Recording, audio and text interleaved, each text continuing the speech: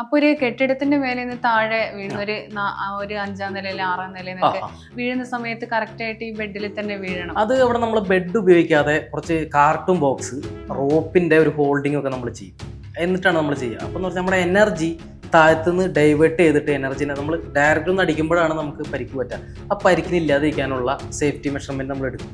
എന്നിട്ടാണ് ഒരാളെ അത്ര ഹൈറ്റിൽ നിന്ന് വീഴ്ത്തുക. ഇപ്പം അതിൻ്റെ ആവശ്യമില്ല. ഇപ്പോൾ എന്ന് പറഞ്ഞാൽ ഗ്രീൻ മാറ്റിലൊക്കെ ചെയ്യാം. ഇപ്പോൾ നമ്മൾ ഒരു കൊക്കയുടെ മുകളിൽ നിന്ന് ഒരാൾ വീഴുന്ന ഷോട്ട് നമുക്ക് ഒരു ഫ്ലോറിൽ നിന്ന് ചെയ്യാനുള്ള ഫെസിലിറ്റീസ് വരെയായി.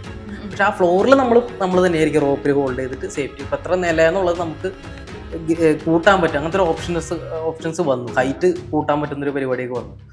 പണ്ട് അങ്ങനെ അല്ലായിരുന്നു. പണ്ട് റിസ്ക് ആയിരുന്നു. അതെ അതെ.